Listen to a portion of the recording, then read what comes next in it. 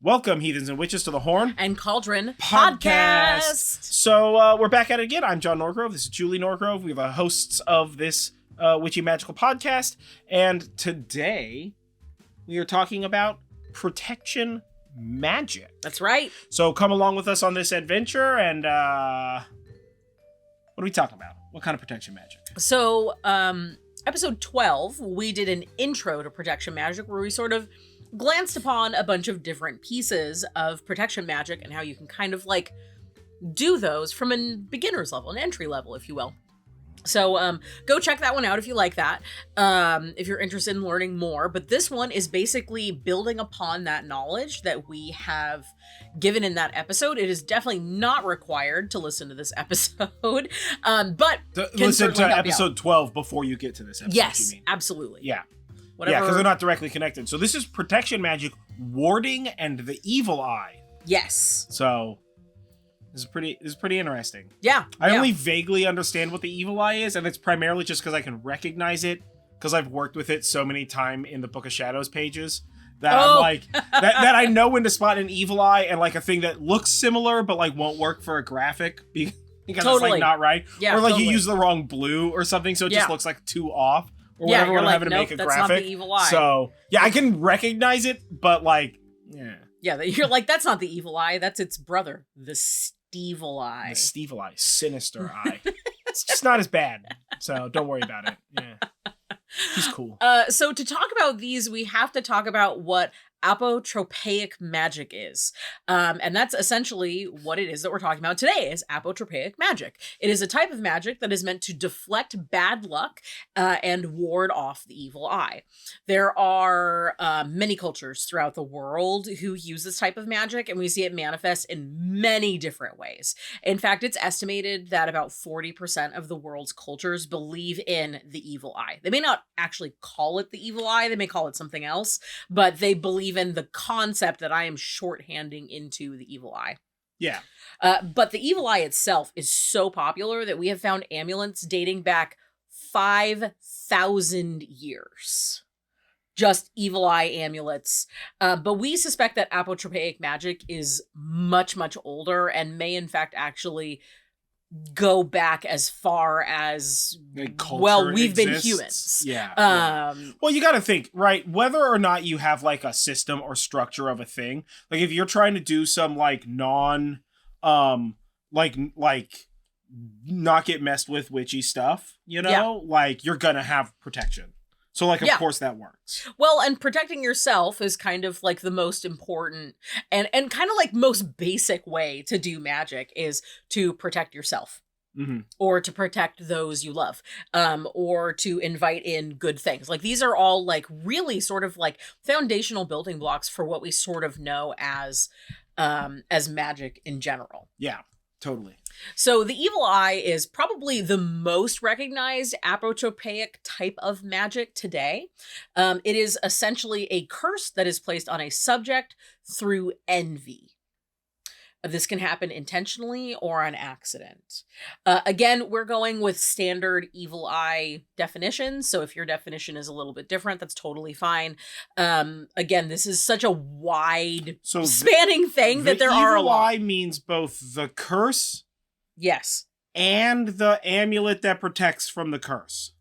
Yes, but also no.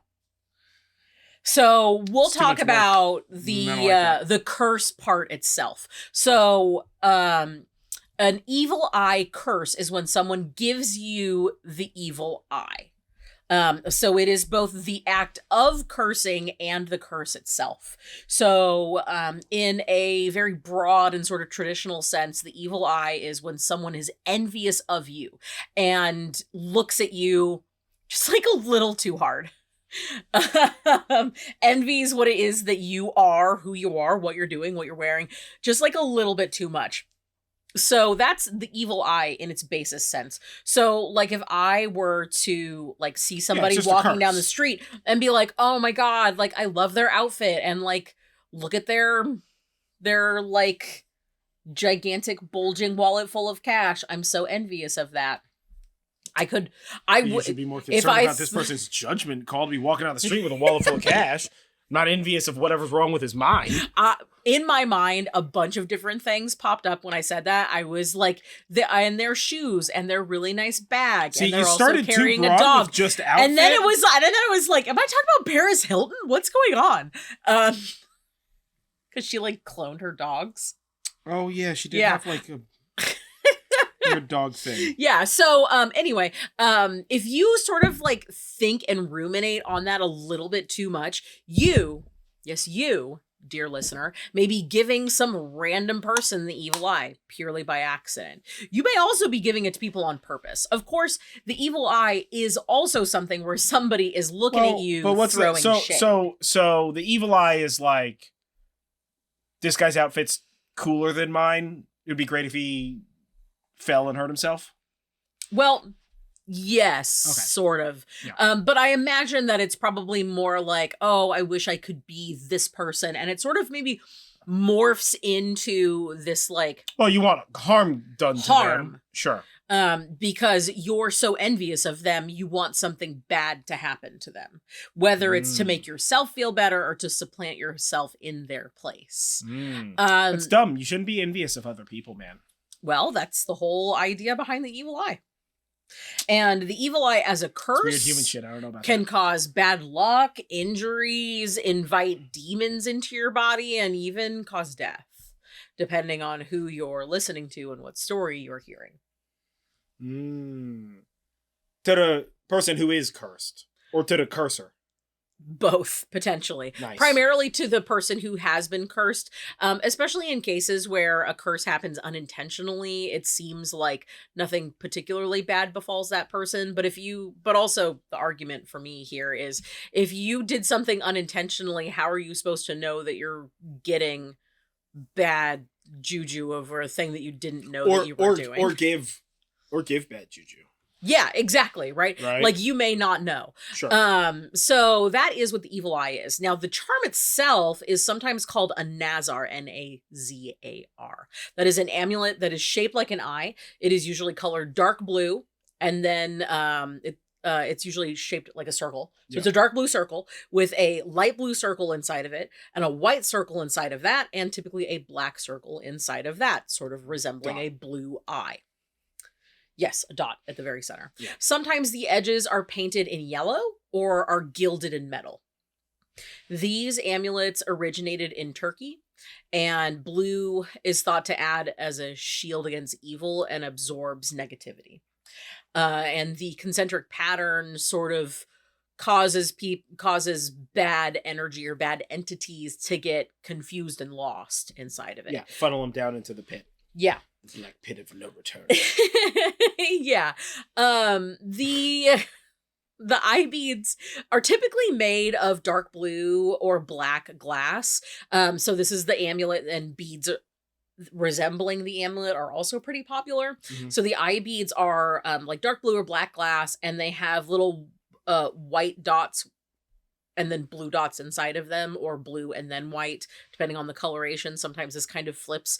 But when you see them, you kind of look like, oh, those kind of look like evil eyes, but as beads. That's exactly what those are. And around 1500 BCE, so like 3,000 years ago. Yeah. 3,500 years ago? 3,500 years ago. There we go. I was like, are you trying to do plus 2,000 math? I chose to try and do math, and it did not end well, my guys. Yeah.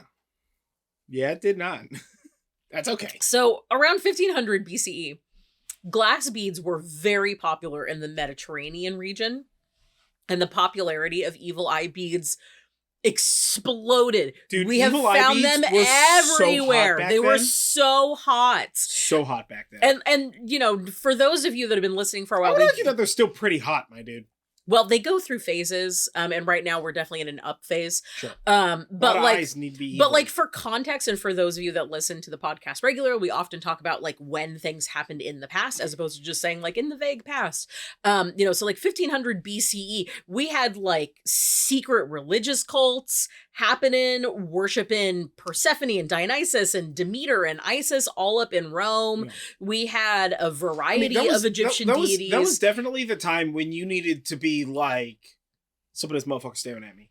Yeah, You man. know, like, because like you don't know what was going on, right? You see some dude do some hand signs at you, and you know some different hand signs or whatever. Yeah. In my mind, like the time of like the high point of the like everybody was part of several secret religious cults. In my mind is just like that like kind of like gang turf energy you get in one of the like GTA games where there's like a bunch of dudes walking around and one dude like flashes a little bit of purple underneath his toga or whatever, and somebody's just like, these fucking ISIS people over here, let's get them, guys, and like a bunch of Dionysian motherfuckers come out of the woodworks. And so like it's just like turf warfare in like downtown Rome because of like all these silly like all these like silly infighting religious cult energy, you know? Like I'm literally thinking of like whatever GTA West 5 or whatever West Side Story kind of energy. Yeah. I mean, that's clearly not what it was, but like that makes it funner. It absolutely does. That's way super fun. I love that. We think that maybe these evil eye beads became so popular, one, because of the amount of sort of like secret, not so secret occult religion in the area being like very, very hot. But also like this is around the time that glass beads were starting to be able to be like produced at a larger scale. Sure. So, you know, it's we definitely see them pretty much evil eye everywhere. beads, just the right timing on those coming out, stuck around. Basically, yeah, because before this, they were typically made of clay, or you could make them out of metal and then paint them, either whether they're metal or clay. But blue's an expensive color. Yeah, blue is not an easy color to do, but blue beads turned out to be a very easy thing to make. Sure, totally. And if you've ever seen an evil eye charm, you very well may have seen one that looks like a hand with like weird curvy fingers on either side. Oh, you're talking about the hand with an eye in the middle? Mm-hmm. I did not know that associated with the evil eye. It's just like a hand with an eye in it. Yeah. So that is called the Hamsa, and it's also sometimes called the Hand of Fatima. There are other names for it. I'm not going to list like 50 names here. So this is an amulet that is in the shape of an open hand with fingers out straight and together. And typically the outer... Yeah, kind of like two thumbs. Yeah, thumb on either side. On either side. Yeah, both thumbs. Ambidextrous. Ambithumbstrous. No. That was amazing. What are you talking about? It's not allowed. That was fantastic. Shut it down. You know what? We're all fired. Never mind. What? End of podcast. That might be my best joke ever. Let's hope not. And it certainly isn't. That's right. I'm hilarious. I'm not going to go that far. So sometimes this hand has an eye shape in the center of the palm. Sometimes it does not. This actually doesn't change what the purpose of it is. It's just the artistic representation of the hand. I was going to say, sometimes I feel like there's not an eye in it. Yeah, that's right. Sometimes there's not But then I was eye. like, wait a minute. Is that just a regular hand or is it the two-thumb hand without the eye? Right? Because like, let's be real. You've seen a lot of like carved up hands. You know what I'm saying? So... Yeah. And there's a lot of possible sources for the Hamsa. It has been linked to several deities throughout time, including Inanna, Ishtar, Aphrodite, Mary, Jesus's mom, Isis, and Tanit. It can also be found in a variety of different cultures in the Middle Eastern and Mediterranean region. Is fairly popular in Islamic, Berber, Christian, Jewish, and even Kabbalah. So it is definitely a wide-ranging thing, not quite as wide-ranging as the evil eye, but perhaps not quite as old. Bead marketing. But they didn't explode in popularity. Yeah. But honestly, that they're so popular right now, the evil eye amulets. There was a story in our local newspaper recently about this lady who like attacked and killed her mother. A terrible thing, right? But the picture that they showed of this lady is she like apparently did a TikTok right before she committed this atrocious crime. And it's her in the TikTok holding her phone and she's got like a huge evil eye charm. And I'm just like, this girl, she got it wrong. Yeah, she's doing That's not how that works. She's wearing that thing backwards. Yeah, you're wearing that thing backwards or upside down. Yeah, something. Yeah, Shut it down. Shut it down. You failed. Oh man, I've seen this Hamsa on like it's very like I feel like it's real yoga adjacent. It is very yoga adjacent. Right? Like, I feel like I've seen it on, like, a bunch of, like, yoga marketing shit, like yoga mats, like, in plastic, like, definitely not as good as just, like, a carpet. Yoga mats. Yeah. Or, like, you know, whatever, any of that, like, I feel like I've definitely seen it on whatever the yoga pants is called. Yeah, I've definitely seen it in a variety of things. Yeah. There's a lot. There's a lot of places that you can find it. And, you know, there are some ties to it in Indian culture as well. I think it's just like probably a regular hand, but the Hamsa's got the 2 thumbs, so everybody's just like, I think that's magical. mostly the like idea of like new age beliefs sort of like homogenizing things. It's so new agey. Yeah, we talked about this in our episode on color magic, which talks a lot about how new age sort of took a lot of different things and melded them all together. And this and the modern use of the Hamsa, I feel like hits that pretty well. Let's be perfectly clear. Old age shit did that also. We're looking That's true. Directly in the eyeballs at you, Christianity. Full fucking stop. Right? We're going to say they made all that shit up on their own? Fake news, dog. Right? Yeah, absolutely. Like, let's be perfectly real. All religion is quite mashed together, right? Yeah. It's quite that one tub of Play-Doh that you had that had all the scraps in it that was gray. Oh, you know, yeah. Grado? Yeah. Grado the gross container. A toy for kids. Yeah, everybody had that like weird Play-Doh color. Yeah, your right? gray. Just like you picked up too many Play-Doh crumbs with, and so it was like a little textured and like a little gray and like a little gross. But you're like, if you need it because you need to finish a Play-Doh, then like you got to use it sometimes. I was recently doing Remember some Play-Doh? Yeah, it was like a big deal. Play-Doh was tight. Yeah, I was recently doing some research. I wonder if kids do that anymore. I don't know. Yeah. I was recently doing some research for oil painting stuff, and they were talking about like what what people do to dispose of like old paint they didn't use, or like particularly stuff that they were painting with like on their palette. You can't just like shove that back into the metal tube. Oh my god. That sounds gross. And some people were like, "Oh yeah, I just like mix it together and then I have like my proprietary gray because they're the colors that I use all the time. And it's just my gray, and I use it for gray. And just like put it in a jar or whatever. And just like put it That's actually not a bad idea. And I was like, genius! I did not know where this was going, and I really thought you were about ready to talk about using Play-Doh and painting, and I'm just like, yeah. I mean, sure, why not? Oh my god, using oil painting to color Play-Doh would be the worst idea ever. But like maybe, or maybe using Play-Doh to help with your oil paint. I don't know how that works. Dude, I use silly putty in model painting. I mean, fair, but you would not want to use oil painting to color Play-Doh because oil paint is a cure. Is oil my dog? Yeah, it cures, it doesn't dry, so it would just be on your hands all the time. Yeah. Oh yeah, I mean, sure, that would be awful. We've gone entirely off the rail. Yeah, we've gone entirely off the rails. Back on rail, what's going on with this Eye of Horus you speak of? So, the Eye of Horus, which is also called the left Wedjat eye, or the Ujjat eye. Fun fact, the right eye is typically considered the eye of Ra and is usually portrayed as a red or orange sun disk. So, but is the right eye the Wedjat? And the left Wedjat is just the Ujjat? Is it like Wedjat? This is my right side. So, like, is it like Wedjat, Ujjat? And sometimes they just call the Ujjat the West Wedjat because, like, that's an asshole thing to do. No, the left eye is the left Wedjat eye, aka the Ujjat eye. Think of that as the word for left eye. Then the right eye is called the right Wedjat eye, or the eye. Well, then what the hell's the Wedjat eye? Or sometimes just Wedjat eye. Yeah, that's what I'm saying. Listen, left Wedjat eye is like saying starboard port side.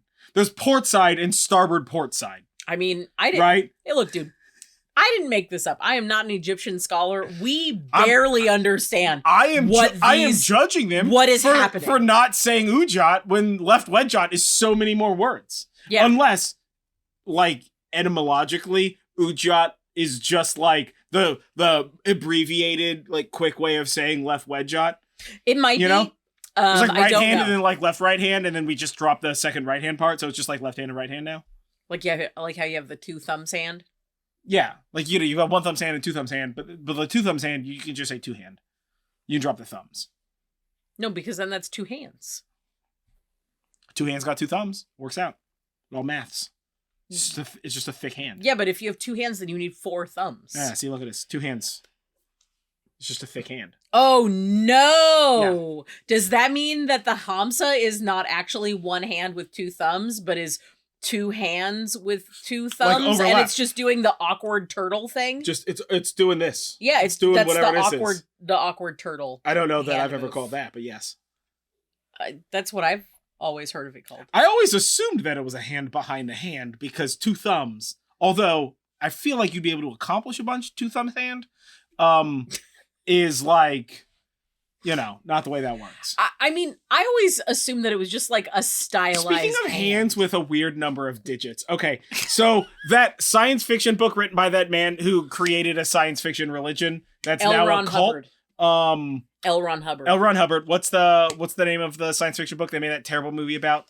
Battlefield Earth. In Battlefield Earth, which is actually a pretty good book. I mean, that guy and his weird religion. Every time you say that, I'm aside, like, don't say it's a good movie. Oh my god, no. The movie is maybe the worst thing that's ever been produced on film. Full fucking stop.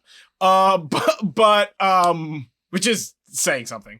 But the book is actually pretty good. The aliens have 11 fingers. Yeah, it's a big subplot. Listen, this isn't a spoiler. This is a very old hand? book. No. Total. So one hand has 5. Yes, and one hand has 6. Yes. Yeah. And so, like, this big thing is that they come and, like, fuck up humans, and then humans are slaves for them or whatever the fuck. And then one human finally figures out that the reason why we can't, like, use any of their technology is because they're using base 11 math and not base 10 math. Uh-huh. Yeah, and that's like how their technology works or whatever the fuck. I feel like it's such a weird story structure. But it's not bad. You know what they did all of it for is gold too, which is fucking stupid. That's so weird. Yeah. Yeah, aliens invade Earth and kill most of humanity off and turn us into slaves so we can mine gold for them. And then that guy was like, hey, I'm gonna start a religion about this. They have fucking interdimensional teleportation, but they want our gold. Could you imagine being that dumb? It's just gold, guys. We can synthesize it. Holy shit, we can synthesize diamonds. Chill out, man. Yeah, also, like, who are they? Dr. Evil? I have no... no, that's not Dr. Evil, is it? Who's the I Love Gold guy? That's he's like the Danish guy or He's whatever. the Danish guy. Oh my god, what is his name? He's the smoking a pancake guy, but I can't think of his name. Dude, I have not seen those movies in so long. Me neither. Also, I bet you if Inigo Montoya was in Battlefield Earth, he would be the human savior. I don't even remember who the human savior is. I'm gonna be real, dude. I've blocked It's not Inigo Montoya, I blocked a lot of that movie out. Those aliens are like weird AF looking. What's his name? Travolta's in it. Yeah. It's a fucking weird movie, dude. It's really weird. Yeah. Anyway. Back on subject, back to the Eye of Horus. So, back to your regularly scheduled program. The Eye of Horus is an eye with like an eyebrow above it. Horse around it, yeah. There's a line that extends from the outside corner of the eye, and another line extends down from the inner or center part of the eye. This line typically has another line attached to it, extending in a diagonal with a curl at the end. It was really weird for me to try and write that description because I know what that looks like, and I was like, well, how am I supposed to like explain what this looks like? I know what this looks like. So it's like I have it tattooed on my body. So it's like right there. It's like an almond with it's like an almond on its side with a line at the fat part and then a curly Q underneath it and like a little bit of a tail because it's got nice fashion choices. Basically, yeah. Also, I literally just now realized that I have that eye tattooed on my right shoulder. Yarb. But it's the left eye. Well, but it's the left-right eye. Things I did not... But again, it's the left-right eye. It's the left wedge-ot eye. It is ujot, but it's also left wedge-ot. It's port starboard. No. Instead of port or starboard, it's port starboard. It should be on the left side. I mean, I know the that other it should side be, gets a disc. But... Never mind. Things I didn't know when I was 20. So... we got lasers. We can just laser... Ugh, no, that's Put it on too the other much side. Work. That's too much work. So the Eye of Horus is also considered a sign of protection, which is part of this apotropaic magic, and was seen in tons of mediums throughout time. It was in amulets made of clay. You could find it in metal or made out of precious stones. So, or sometimes carved or painted on other surfaces. And it was basically everywhere in ancient Egyptian times. Yeah. Yes. And yes, sometimes it was coupled with the evil eye. I mean, yeah. So sometimes you would see it. There are tons of other... Egypt was around at 1500 BCE. Yeah, absolutely. So there are tons of other... Still around. Like evil eye wards that people would use throughout time. Yeah. And this is by no means an exhaustive It was on the cover list. of the Book of the Dead in the Mummies movie. Mm-hmm. Yeah. That's right. That's right. They were trying to tell you this whole last time, don't open that fucking book, but... Yeah, don't read from that book. Somebody gotta open a book and read from a book. Like a mook. Mm-hmm. That's fine. Whatever. You must not read from the book. You must not read from the book. Yeah, I love that. Such a great movie, dude. It's the best movie. It really kind of is, maybe. It really is. Of all time. Yeah. So other types of evil eye wards that you could find in ancient Egypt were like they performed rituals and left offerings for protective gods. They also put up sometimes stone slabs that were carved with protective symbols or spells just like in them. And it was also common for women and children to carry a birth tusk made of carved hippo ivory. I'm gonna need you to describe what a birth tusk is. So this is it just a tusk that you hold with you when you give birth or are birthed? At which point, what is that? Just like is it like for style? A little bit of both. Right? Yeah. Because like what are you holding it to the doctor's neck? So you're just like make a mistake, dog. No. Like what do you mean holding this? No, thing? so it's are you wearing it like a tusk? hat? No. Which I would be very excited about. No, you're just like out. carrying it around like on your belt or whatever. Oh, like while you're pregnant. While you're pregnant, or if you're a child. Oh, and the carvings dog. I were was thinking that it was used like during the action of birth. Like medicine no, they're just in using some it to way? like shoehorn that baby out of there. Yeah, I don't know, dog. No. I'm not from there. It was more of like a fashion sort of thing. It just like indicated status. Like, I'm pregnant. Look at this horn. Or like, yes. I'm a very fresh baby. That should be fucking obvious, but look at this horn. Yeah, well, children would carry it for longer than being just like a very fresh baby. Sure. But yes. And in my mind, it's like a 6-month-old walking around with a horn, and somebody's just like, dude, I would have thought that was a grown-ass adult without that horn, so thanks, dog. I mean, you know. I don't know. So the ivory was typically carved with a variety of protective symbols, usually gods. Some of that did depend on how rich the family was, like how intricate the carvings were. But it was incredibly common to carry that around. So yeah, that's those are some of the things that they did in ancient Egypt. In ancient Greece and Rome, there were also offerings that were made to protective gods, and amulets with their likenesses were also common, especially for children, because kids are going to do some dumb stuff. So they needed to amulet up those little monsters so that they don't die. Basically don't die, and they don't have to create another one and put all of that sort of investment into the child. So they also, in ancient Greece and Kids Rome, are dumb. Have you ever seen one of them cough? It's just like open mouth towards a face. Mm-hmm. So yeah, I get it, man. I mean, I've seen adults cough that way. That's fair. So that's fair. They do make some dumb adults too. Yeah, every time I see that, I'm just like, whoa, what was that? The open mouth, tongue out cough, where you're just like, and you're like, all right, dog, we're in a room right now. I'm sorry, what's happening? We just choose violence? Get out of here. Yeah, like it. Damn. Really gross. Ew. Give me some of that. Honestly, it's like watching somebody sneeze Purell into their hand. That's like every once in a while you see it, and every time I'm just like, I just immediately on the inside, I just want to go over there and just like talk to this person like I'm their father. We were and just be like, what is wrong with you? Put your face in your elbow, my dude. Use a handkerchief in your hand. Yeah. You're touching stuff. You're outside right now.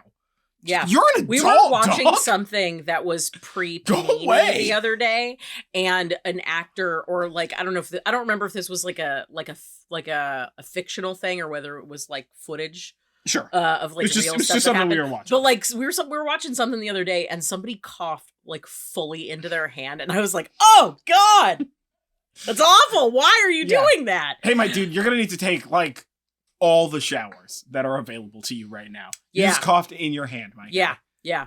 Close it down. Woof.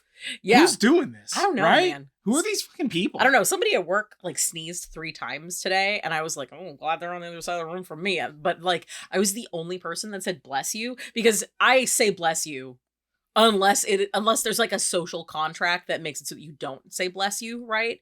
You know, when somebody... I don't know what sneeze that is.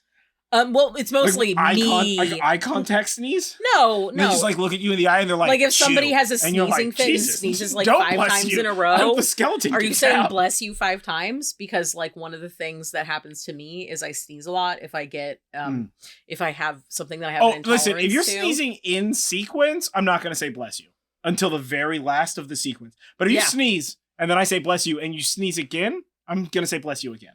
Yeah. Exactly. So I was I saw a TikTok about somebody being like in another country and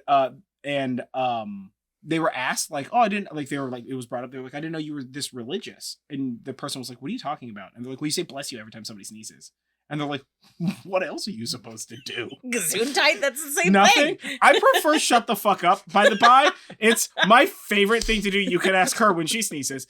My all-time favorite thing to do is when somebody sneezes to say shut the fuck up. But obviously I can only do that with like you or like dad or like, you know, Dom and Ray or somebody like that. So like obviously I'm not like in the grocery store just be like, "Achoo, shut the fuck up." Like that's so heinous.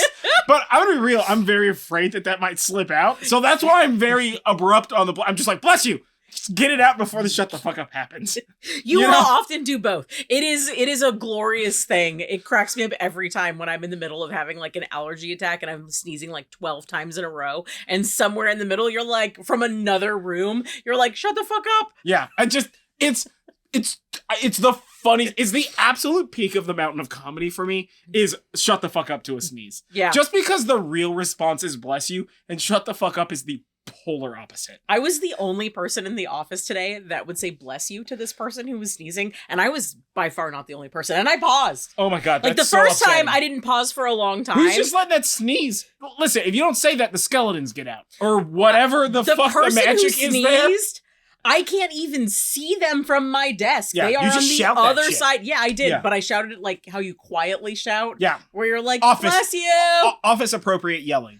Yeah, exactly. Yeah. No, I know what you're talking about. Totally. And they laughed every single time. So then I had to. It's a social contract. I had to continue to do it. You signed a contract. You had Also, lawyers were since there. we're talking about "bless you," and this is about apotropaic magic, Sure. the reason like why we say a thing when people sneeze is Sure. because not long after the Christianization of Europe, we start seeing this like bleed into the like sort of religious consciousness that like demons exist and we have to protect people from demons. And Christians are very afraid of demons.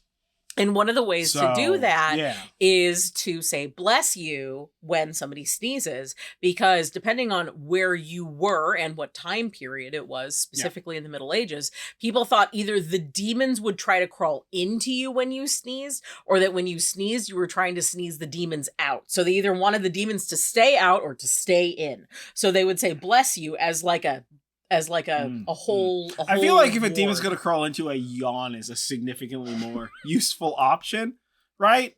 Yeah, because you can't stop that. Once you're in that once yawn, you start you're there. yawning, you're locked in, dude. Something's literally if a crawling demon's inside quick, of you. they're gonna be like, they're gonna get in there, dude. You can't stop that shit. So yeah, exactly. Yeah, so, I'm just putting that out there with that. Yeah. Okay, so like obviously demons are gonna get into you, whatever the fuck.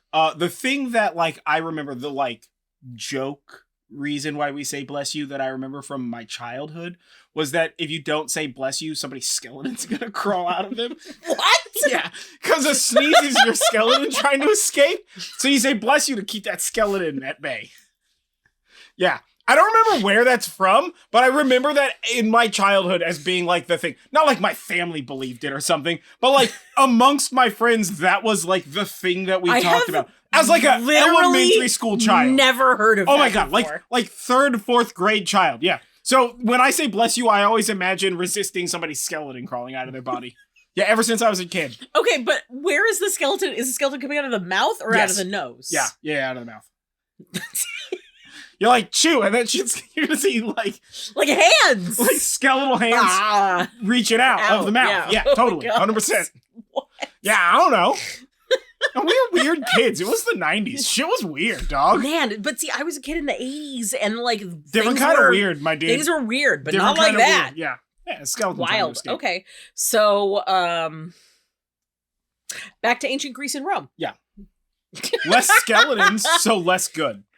So I guess not that many less skeletons. I don't know, man. We're about there's a lot of skellies. Yeah. So back in ancient Greece and Rome, not only did they like make offerings and stuff, but they also spit into the folds of their clothes to avoid the evil eye. I don't know why. They just did. That's crazy. They also would dress boys as girls. In fact, there are your own clothes, right? Your own clothes. Yes. Okay. When you put them on, you would spit into them to ward the evil eye in case somebody envied your clothes too much.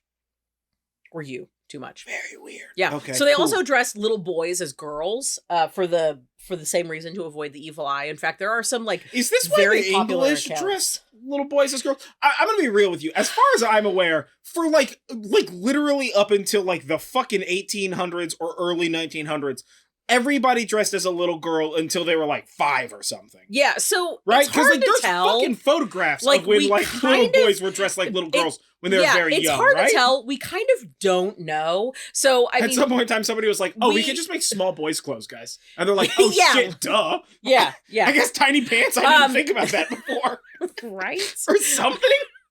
I think about this a lot because like child gowns was like a fucking whole thing. For I'm not talking about like a 10-year-old or some shit. Well, but for like a young child. So there's a couple of things that so we don't entirely know exactly why, and I don't know exactly when it stopped. They started or stopped doing this, but mostly stopped. I kind of have an idea, or mostly started. I kind of have an idea when they stopped. So like dressing little boys as girls has a couple of like benefits aside from this like evil eye thing, which I mean, I don't know that there's any science saying that works. Because one size fits all baby gown is like way one size cheaper, fits all baby gown, but also like if they're really young, for any of you that have had small children that you are that you've parented or that you've been around, keeping them swaddled is a remarkably difficult thing to do.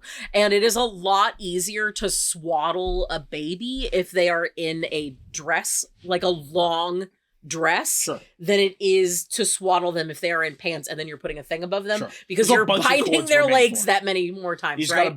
gotta bungee cord them in. I don't think they had bungee cords back in ancient Greece. So they did dress boys as girls, but like way past the time frame for them to be like walking and moving around. There are some pretty pretty famous historical Romans and that we know that were dressed as girls. I can't remember any of their names off the top of my head, but it's pretty common stuff. So they also used the faces of gorgons to ward off the evil eye. A gorgon that makes sense. Bunch of eyes. Well, gorgons didn't really have a bunch of eyes. They were like Medusa and her sisters. Yeah. Of I course mean, they have a bunch of eyes. What you talking about? They got I guess their eyes and all them snake eyes. Yes. Yeah. So and also that's just an eye-based competition there. If somebody's trying to evil eye you, what do they got? Dead max 2 eyes, right? Yeah. And so also you bring 5 protective eyes, bing bang boom. Well, you it's outnumber. not just, you win by 3 eyes. It's not just the eyes. It's not just the eyes. The ancient Romans and Greeks felt that ugly things also warded off the evil eye.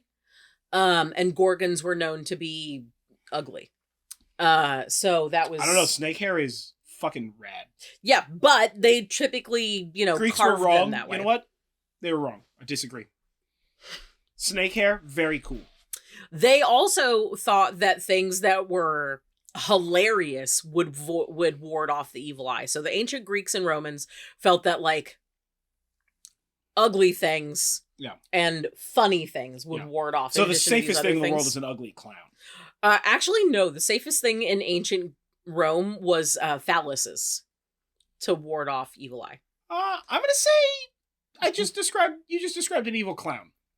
So these were known as Fascinum because they would fascinate people, and people would carve phalluses everywhere. Hey, guess what? To ward off the evil eye. It wasn't for the evil eye. We still haven't stopped doing that. You ever been into a bathroom before?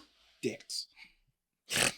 Right? Like they would carve phalluses into doorways. You've been under an underpass, along a freeway, bricks, near an alleyway. I'm just saying, people are in the snow, cobblestones. People be carving phalli all over the place, and even carving them into standalone slabs. Yeah.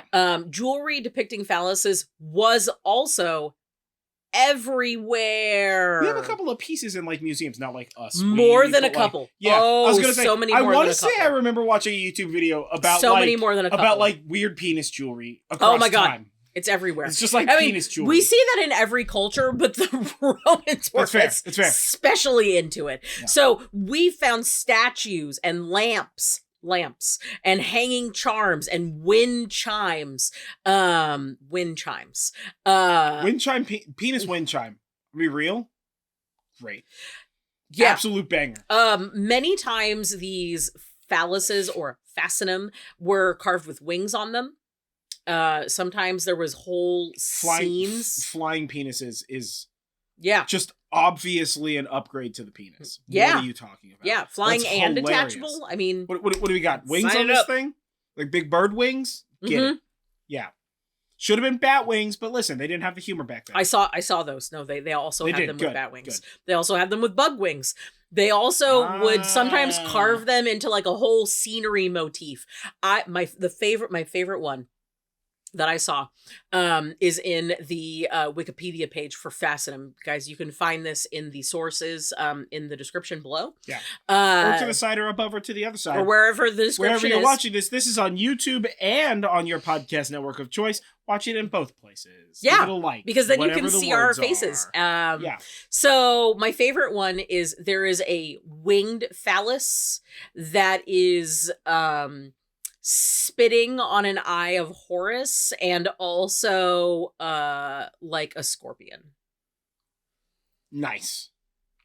Yeah, and when I say spitting, I'm sure you know what I mean. Listen, that's some mystical ass imagery, my dude. It's on like a stone slab as like a warding slab. It's so fucking magical, my dude. Yeah, that's like 9 magics in one picture, and it's fucking hilarious. Yeah. So, let's be perfectly real. That's a good joke. Whoever carved that, strong magic. Good humor. Phallus jewelry was especially popular to put on children for aforementioned reasons of putting lots of evil eye wards on children. Sure, yeah. Don't do that. Yeah. Full fucking stop. Don't do that. I shouldn't have to say that, but... Not in modern times, guys! Listen, it's not ancient Rome. Some things that happened back then, not fucking gangster, right? Slavery is a solid example. Yeah. So, apparently, in fact, this thing is too. This custom of putting phalluses everywhere to ward off the evil eye was so common that at one point we think that the trend was actually to have your like hearth mantelpiece made out of wood as opposed to stone of some sort. Far more fireproof. But the wood, which is less fireproof, so that the individual person who lived in that house could then carve the phalluses that they wanted to have carved themselves. Because, of course, carving it yourself would import special magical practice than somebody else doing it. Yeah. So they were everywhere. Everywhere. So also, a huge phallus was part of the Dionysus parade each year.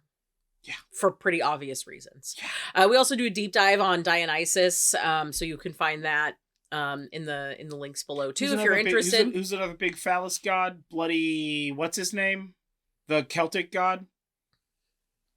The Dagda? Oh, the Dagda, yeah. Was actually not a huge phallus god. That's actually Wasn't he the one who... Oh, no, that was the Christians who were trying to make fun of him. That's part of the smear campaign. Yeah, that's a real dumb smear campaign. Guys, get better at marketing.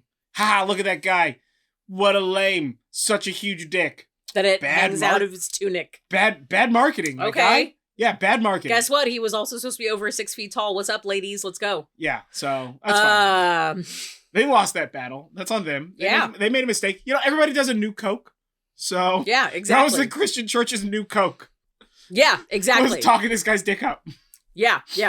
So people have also used a ton of other things to ward off the evil eye. So like reflective or shiny items, like mirrors. You can find mirrors sewn into a lot of clothing and jewelry, or just sort of embedded in there. Witches' balls are also very common. Those are basically like Christmas ornaments that you leave up year round. Yeah. Usually made of glass. Or a disco ball. Or a disco ball. Which means that disco is mystical and magical, and you're fucking welcome for that fact. Also, I love disco ferociously, so... It works. Also, coins, reflective. Yeah. Shiny. If you know about this, a Ziploc bag of water with some pennies in it hung above a door. I don't know if that's real, but... I don't know if it's real, It's supposed to ward off flies? Yeah. Dude, I can't tell you the number of places I've worked at that have had, like, a watery bag of pennies above the door. So many places, and I just... At this point in time, I have to believe that somebody did science on this, and I just missed the memo. I wasn't there at school that day. I didn't receive an email or something. Yeah. Because, like, everybody believes that shit. Yeah, exactly. It has to ward off evil bugs. So, same. Exactly. Horseshoes are also really popular for that, particularly in America. They are usually nailed above or near a doorway. Traditionally, the idea is that luck holds that the pointed upwards, so it's like a cup, holds the luck in, and then down lets the luck flow into the house. It's receiving said luck. Oh, we have a horseshoe at our entranceway. We do. Absolutely. Yeah. It's pointed down like a horseshoe should be. Yeah, exactly. I personally don't see a difference between the up pointed down horseshoe feels, this is just for me. Pointed down horseshoe feels magical. Pointed up horseshoe feels like a lucky charm. That's true. Feels like a cereal item. It feels like a cereal item. However, it's only because the horseshoe and Lucky Charms, I don't know, maybe in commercials as a kid was pointed up or something like that. I feel like it is, The horseshoe up just feels like what is that, St. Patty's Day breakfast cereal energy? You know? Yeah, it's like just like a lot of made up stuff not associated with any of the people that are actually involved there. Exactly. So it's just like a Lucky Charm energy. Yeah. Also, the horseshoe, what it symbolizes, like, up, down, that sort of thing, is widely ranges by where you are. Oh, totally. It's well, especially in the Americas. Like, I feel like it's not even just like a state by state thing. Like, I feel like county to county is gonna have different rules. Honestly, family to family seems a lot for more fucking likely. real. Yeah, totally. So our horseshoe came with the house. Like a great many weird things that came with this house. Yeah. Finding more and more things all the time. Yeah. Basement rocking horse. Basement rocking horse. It's still there. I'm not gonna get it out of the basement. Yeah, we got you think I'm gonna do ghost stuff? We got like an 8mm film with this house too. We're not doing anything with that. We're never ever gonna. You watch that film. That's how a Japanese girl crawls out of a well or whatever. It's supposed to be like a Hawaiian luau. We're never ever going to watch that. I'm not trying to dive. The last house we lived in had one of those attic portals, like from The Grudge, and we were like, we're never going in this. Yeah. And if it's ever open, and nobody and like neither you nor I did it, we're gonna just leave this house and never come back. Oh yeah, everything is left behind. Yeah, you don't do that. Yeah, that's wording. You keep that attic shut. The biggest mistake is asking too many questions. Listen, you ever watch a horror movie where everybody gets fucking murdered? It's because one person was like, "Oh, I wonder what this is." Bad move. Yeah. You don't deserve to know what that is. You don't need to know what that is, and you are not prepared to know what that is. Don't open the tomb. Don't fucking read from the book, dog.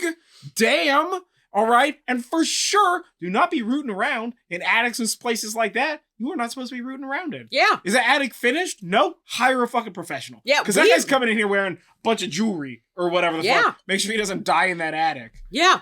We live in California. The attic is the most haunted of all locations in a house. That's true. We don't got no basements out here. So yeah. Basements are rare. So you got an attic and a basement and you're in California? Good luck. Yeah. That's a gold rush town right there. Yeah. Anyway, so another thing that was really common to do, particularly in the Middle Ages and moving up into the Victorian times, was burying objects in walls, such as spell jars. And still is. Yeah. So hot. Yeah, spell jars. The spell jars often had a variety of objects in them. Oftentimes things that would repel somebody away from sort of a traditional way of looking at putting together a spell jar. So that would be like urine or vinegar or like broken glass, nails, thorns, barbed wire, any sort of like poisonous plant, like them little red berries on all them, whatever. Yeah, so if you see anything like that, that's sketch. Generally a repelling type of a warding magic there. People would also bury old shoes in walls. That's bonk. There are other things that people used to bury in walls too, like unalived pets. Yeah, don't do that. We read a whole book about finding a whole no longer alive human. A whole person. Yeah. And that ruined that guy. That was horrifying. That book was good. There's that was more. Such we gotta read more of that book. Dude. Yes. More of that series. Yeah. Anyway, so markings and sigils are also very commonly used for warding. So some common ones are the pentagram, crosses, geometric flower patterns, and anything that's considered like that sort of like geometric art that they're like, these are the answers to the universe. Geometric, like sacred geometry stuff. Sacred geometry. Yeah. Also the letters VV or VM, that's a Virgin Mary, basically. People would just like scribble VM into walls back in like the early Dark Ages for protection from the Virgin Mary. Or VV because that's the Vestal Virgins. Protection by the Virgin Mary. Yes. Not from her. She's not like coming to get you, right? She's like, I don't trust any of you people in here. No, that's not what's happening. No. She's bringing big mom energy there. Yeah, no. And also, with like a throwback here to the Gorgons and also the Fascinum, the Sheila na gig was a pretty common sigil and sculpture used as decoration. This is one that we see more often. You probably describe that sculpture or statue. Oh, I'm getting there. The Sheila na gig is something that's way more common in like Celtic and sort of like Europe, like Western European culture. We see this a lot in the UK and Ireland, where and also a lot on churches. This is generally a fairly grotesque woman who is been carved or sculpted into a building, although sometimes it's an amulet, and also sometimes it's one of those just like sort of stone statue slabs. And she is just opening herself up for all to see. She's just inviting you Sure. into the cave. Sure. I've been to old churches. I know what you're talking about. So that is a Sheila na gig, and that really does. These appear to be like both very ancient, but also not as ancient as you think. So I think that they are sort of working on that idea that the ancient Romans had, where something is hilarious and also grotesque, and that's going to keep away all the bad things. Sure, yeah. So the Sheila na gig is definitely one of those. However, huge asterisk here. We don't actually know what that means because nobody talks about it in ancient texts. It's just like some shit that existed. Yeah, it's just some stuff that existed, sure. And we think based on other things that are similar, that it's like that's what that protection. Means. Sure. Yeah, haha, funny, but also like protection. Sure. But we don't entirely know for sure. You go to some of these old stone churches, right? I've been to like Europe and the UK and stuff like that, and you visit some of these old stone churches, and like the carvings on them are just bonkers, dude. And and it's like every fucking surface. Yeah. Right? There's not like a smooth surface in sight. Everything's carves. Yeah. Some stuff, Yeah. Yeah. So similar to the Sheila na gig, but less adult, is also gargoyles. Sure. Sometimes as adult. Sometimes just as adult. That is correct. Yeah. Yeah. So we also see this sort of like carving of warding figures in the figureheads of ships. These are traditionally done to keep evil at bay and keep good luck in. And also a sort of worldwide custom, which is naming a child after a strong animal or word or phrase or something that meant that they would live for a long time. Yeah. So those are all really common ways that we use apotropaic magic in, well, throughout time. Forever Alive Smith. Forever Alive stuff. So that's the magic of warding things. But there's also lots of different types of wards that you can use. And I found this really cool graphic. It is linked in the description or in the links below, in the sources below. And it is a Venn diagram. So we're going to go over verbally what this Venn diagram is. And the first side of this is going to be spatial. So spatial wards can be circles, like sacred, like opening or closing a circle. Sacred spaces, candles, incense, hearths, decor, natural features like waterways, trees, herbs, and stones. Those are all spatial wards. They exist in a space. On the opposite side of this Venn diagram, we have personal. Personal wards are like enchantable wearable items like clothes or charms, makeup, and jewelry. Jar spells, poppets, amulet pouches. These are all personal wards. And then in the center of our Venn diagram, we have things that are spatial and personal. So these are sigils, artwork, energetic wards, spirits, crystals, plants, charged water, and dirt. So these are all different types of wards that you can use, and obviously you can combine and mix and match however you want, but there are a lot of different ways that you can do a ward. Sure.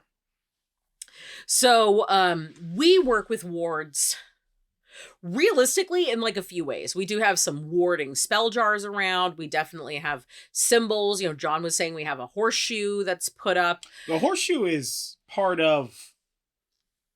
So there's like a pillar near our front door for the... whatever, place over the... under the porch. Overhang. Porch? I guess Yeah. Porch? Yeah, porch. The porch. There's like a pillar near the porch. It's wood. That when we first moved in, I hung the horseshoe because the horseshoe was like near it. Yeah. Already.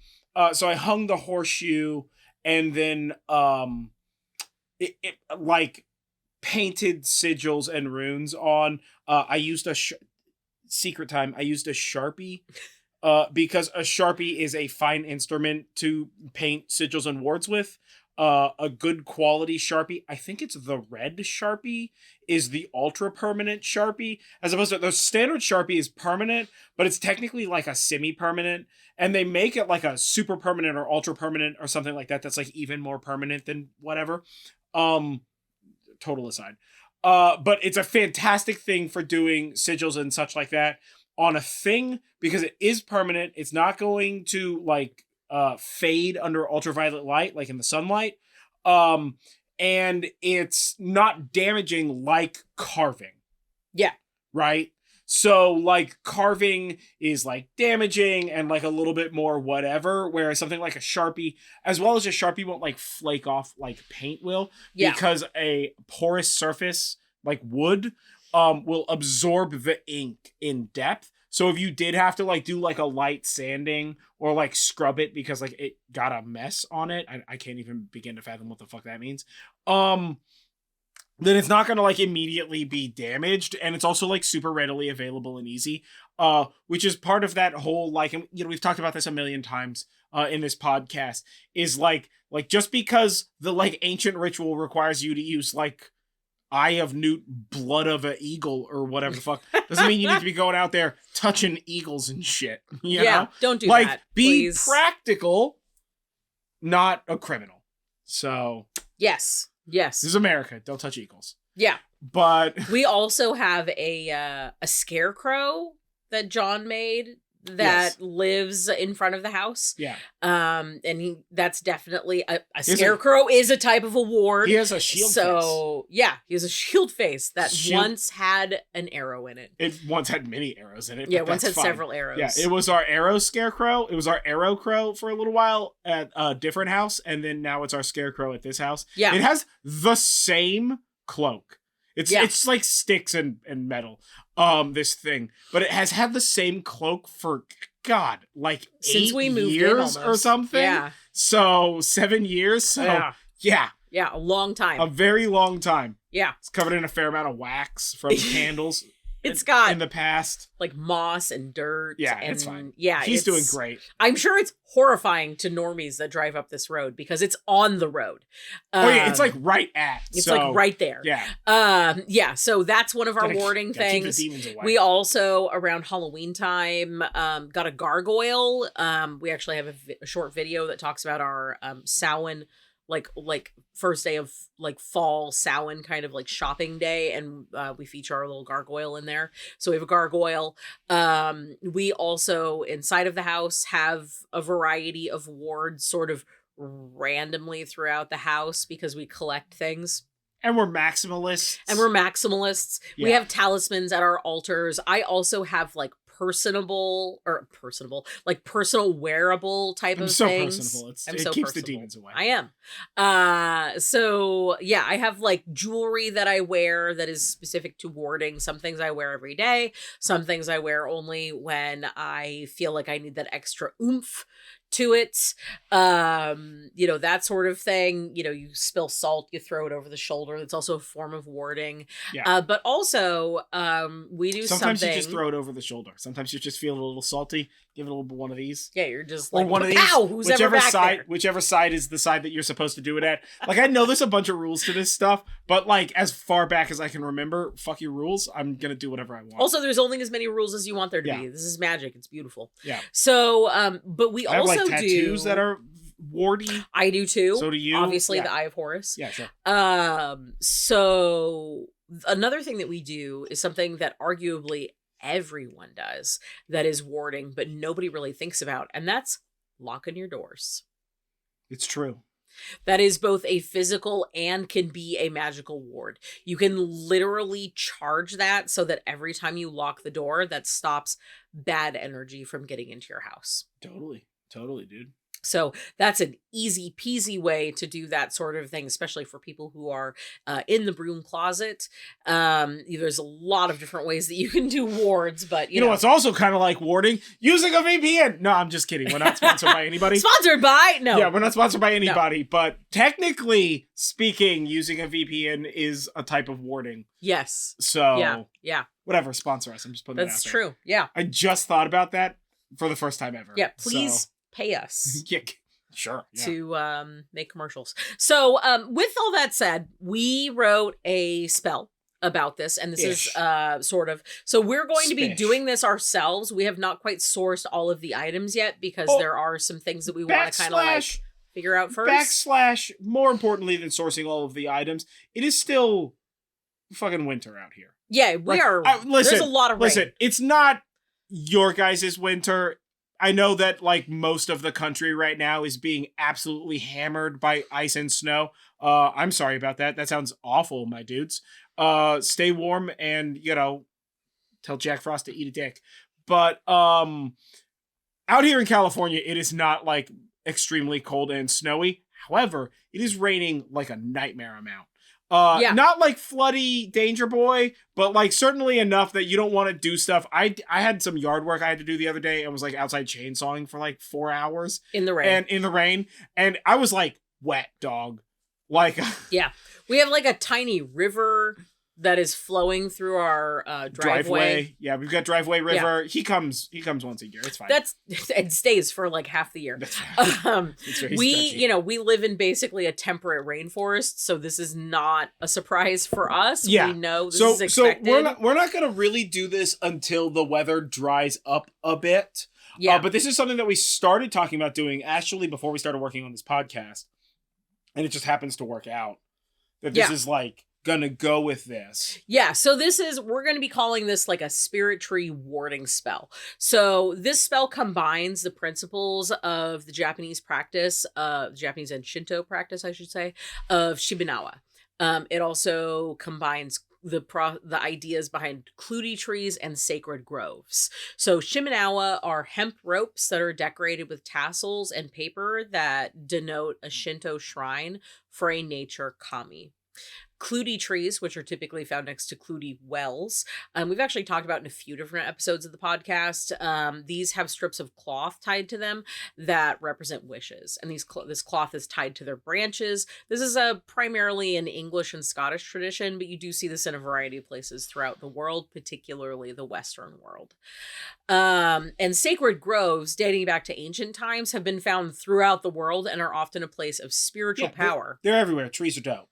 Yeah. Right? They're everywhere. Trees are dope. So the Shimanawa thing, there's sort of like two different forms of two different things you can do within the Shimanawa practice with regard to these trees and the ropes. So the rope itself can act as both a protective barrier and as a binding, and the tree, what with wrapped in this rope or bound by this rope, can act as both a protective thing and a binding. So depending on the way that you're talking about this, based on the research that I've done in this, is there's either like, okay, so like we have this rope, Shimanawa rope, either like hung at the top of the like gate or doorway into the temple, or above the like wooden box with the slats in it that you like throw offerings into, whatever that box is called, whose name is escaping me right now. Or around a tree. Or it's wrapped around a tree. Around rocks. And this is to symbolize the like protection. It's like a scale map. So the rope bit is covering a thing which represents the protection that is being granted to the entire land of that temple. Backslash, sometimes the rope around the tree is described as, and please, my gods, if I am missing something here or misstepping, like correct us in a comment and like let us know, and I'll do like a TikTok about this. But based on the stuff that I'm seeing, so it's either the rope is representing like overall protection for the temple or site, or sometimes the rope is like acting as a binding around the like tree or site or whatever that it's wrapping. Generally in this case, it's a tree with the tassels and the like little folded paper things. The like little folded paper lightning bolt thingies. And I just don't have the Japanese words written down for these things. But and at that point in time, the tree acts as like essentially a ghost trap from Ghostbusters. Is like the most easy way to describe this. So it means that like if a temple priest or priestess is like doing a cleansing, or like ghosts are afoot or whatever the heck, right? You can basically like push this ghost into the Shimanawa wrapped tree, and then it's trapped inside that tree. It's literally just the like nuclear ghost trap thing in the basement of the firehouse in the first Ghostbusters movie. Like 100%. That's exactly the logic there. Like to the extent that I wonder if they knew about this when they came up with that idea. Like, Maybe. That's how much it reminds me of that. So you can use it both to represent like land protection, spatial protection, as well as to represent like a place that sort of like holds the bad shit in. When you need to like put some bad shit in there, like that. And then as for the Clutie tree thing, or like, and like Clutie wells or whatever. So they're like holy wells. So essentially holy wells, holy trees, right? And it's generally the trees near these holy wells. And there's a bunch of places in the UK where like when you go to offer prayer, obviously you don't want to like throw something in a well, because that's fucking obviously disrespectful, dude. So you tie it to the trees nearby the wells. And there are some fairly famous sites across the UK and up in Scotland, especially up in Scotland, where there are like thousands of pieces of cloth tied to trees. There was actually recently, is plus or minus like 5 years, honestly. But like within the last 5 years or so, there's a very, very famous Clutie well that's like like in a like middlingly simple hike where people would hike to it. This was in Scotland, where they would tie pieces of fabric to the trees. And like, I don't know, whatever, the like local council or whatever decided to clean up the space and took all the wraps down. And people were just like, I don't know, maybe these guys disappear in a well. So people are putting prayers back up there now. But that was like a recent thing. We watched a thing about it and I was just like, fuck these guys. So a Clutie tree is essentially a tree whereupon you're making an offering to whatever that like sacred defined unit is. This is a perfect example of that like overlap in the Venn diagram that we were talking about earlier. Yeah. Right. And a lot of people leave wishes there, or in the well itself, people will often dip cloth to be blessed. So you can kind of see how that translates.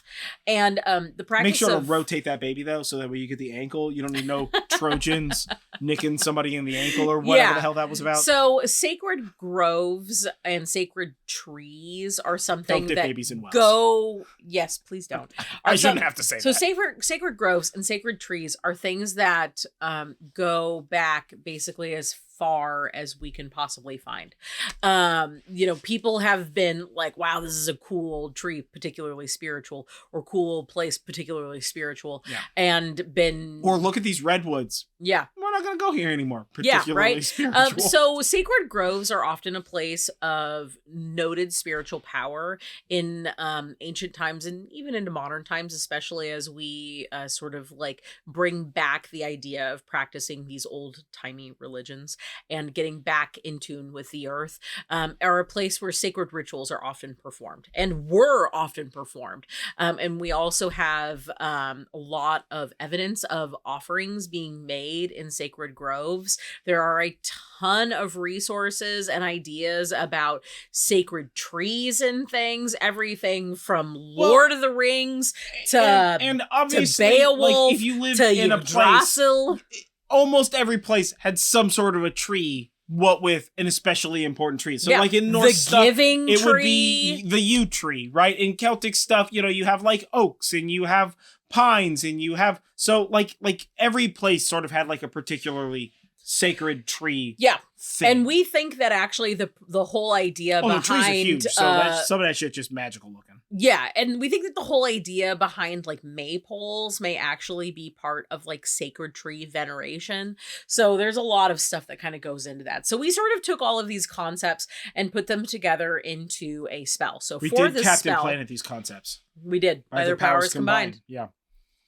So to do this, you'll need a rope, a cord, or a ribbon, typically made of hemp, but honestly, any natural fiber will work. Preferably made of any sort of natural fiber, yeah. Yeah, that and it needs to be long enough to be able to wrap around the tree and tie. Yeah. So beyond that, you can choose whatever it is that you want. You could choose just the cord or the rope, or you can add more, like sigils, bells, tassels, beads, prayer flags, ribbons, evil eye charms, or perhaps winged fascinum, or other decorative items. And if you don't... We're definitely going to get a winged fascinum for our thing. She's going to put that on the list. There's a list if you probably. don't have access to a tree, you can also use a guardian object, such as like a pillar or a staircase rail, a statuette, or even a coat rack. It doesn't have to be a tree. It can be literally anything. Yeah. Inside of your house. Any wood that you have in your house made out of trees. Secret time, wood is made out of trees, in case you didn't know. That's right. So you can just wrap it around a banister or whatever the heck. Or your you kitchen could also table. Like buy a tree, like a house plant. Yeah. Or whatever. So yeah, or a statuette of a tree. Tiny, or a fake tree if you're fake tree. If you can't concerned. Keep stuff alive, or you live in like a tiny apartment that doesn't allow plants, which I don't.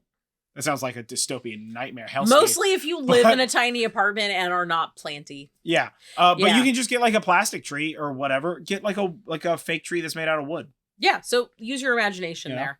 Now for the process... So the minimalist tree is just like a dowel screwed to a plate. Yeah, it's just like a wooden dowel randomly in your house. It's fine. Yeah. So for the process, essentially what you're going to do is wrap the rope around the tree, tie a knot.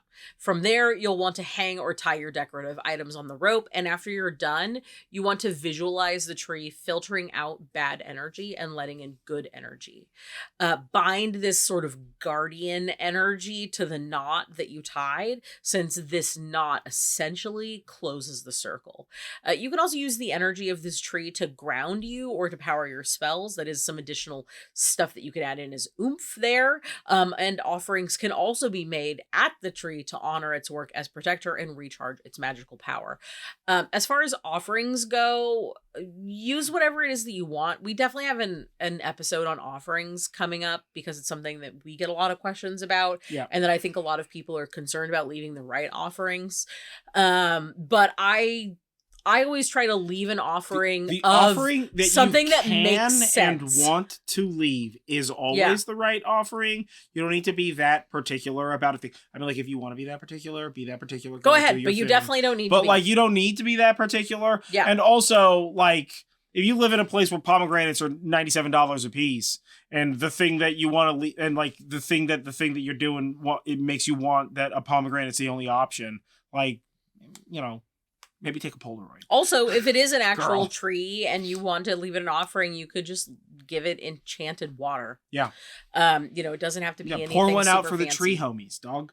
Yeah, and you may want to periodically recharge its magical powers, so that's another thing that you can go into there too. Yeah. So we will be doing a spell like this. We're probably going to be putting a video out about it. But, we're definitely going to do a video about it, but that's not going to come until, like, that's not going to be for probably a couple of months. Yeah, because not only do we need to source the stuff, which is actually not going to be that big of a deal, although I would love to get, like, very, very heavy gauge rope, so, like, a thicker around rope, which means that I think I'm going to have to go to, like, a boat place or something. We're going to have a fun time sourcing these things, that's for sure. And it's also going to go on a very large tree on our property. Yeah, the tree's huge. And I have to, like, carve the sigil plate we want to use, and that is going to be a lot of work, because we haven't figured out exactly what sigils we're going to use yet. We're still working on all the details of the project. But it's something that we've talked about doing for a while now. And so, like, when that inevitably comes out, like, whatever, stay tuned to our socials and, like, the YouTube channel. We'll put out a video for that. But you can also do this small scale, and I may do, like, small scale Shimenawa cording on some of my bonsai, because I have, like, a lot. Maybe 20 trees. There's a lot. Like, too many. It's becoming maybe a problem. Every time he goes to a place that sells plants, he buys at least one plant. That's fair. Yes. That's true. I came home with 2 new plants today. Yep. That's fair. Yeah. I expected nothing less. He went to the hardware store. They have a nursery. Yeah. So I have a plant problem. Yeah. So, that is our plan. And we're pretty excited to work on it, but it's something that's going to take us a little bit of time. Yeah. The way that we typically do our spells, as sort of like as an aside, not necessarily attached to protection magic, is we tend to think about the process of our spells a lot more and take a bunch of time researching things, and sort of like make a big to-do about the crafting of a spell. If you notice, this spell isn't really like words. We're not doing like a chant. We're not doing a dance. We're not doing like a poem. We're not doing a poem. We're not doing like a words part of a spell, dog. This is primarily, the spell is in the physical actions required to complete the task. Yeah. So this is more of like a physical body motion spell and less of a like... It's like a craft spell.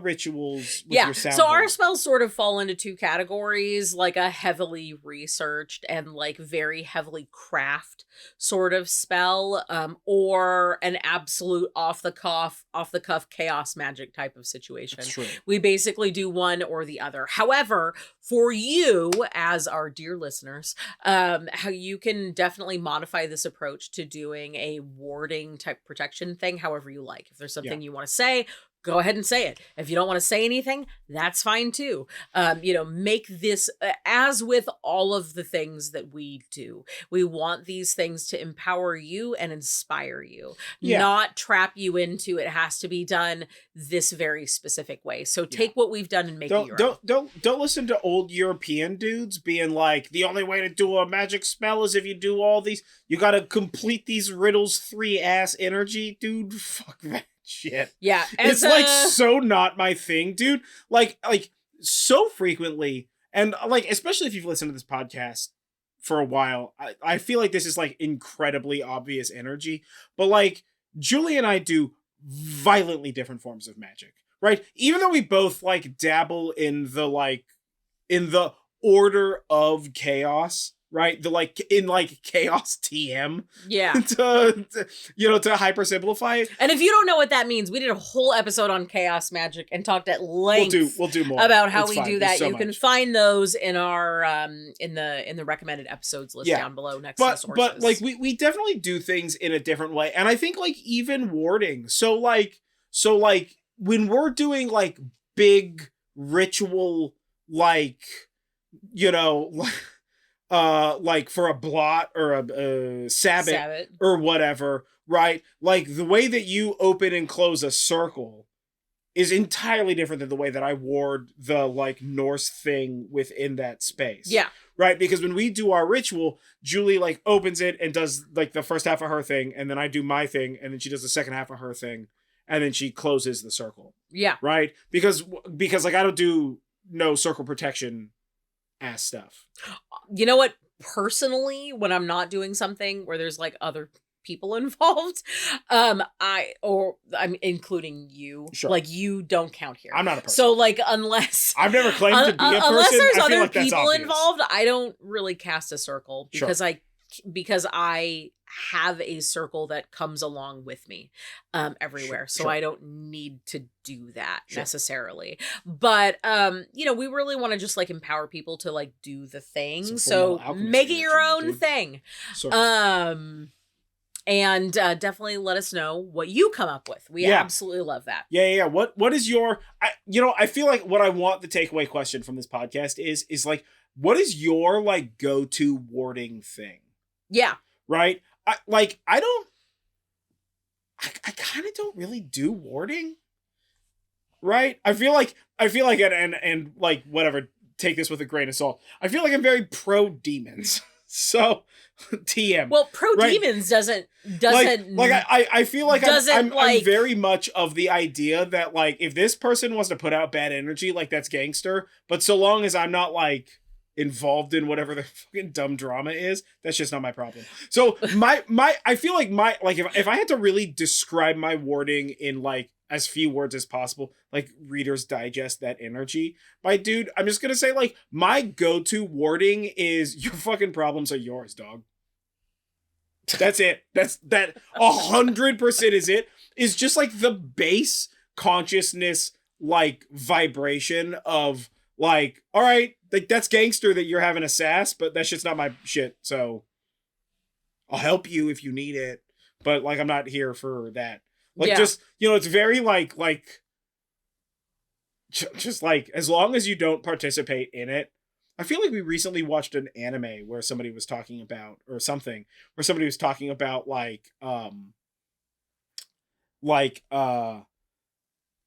a curse works because you believe you're cursed. Maybe a horror movie. Maybe this was during like Halloween.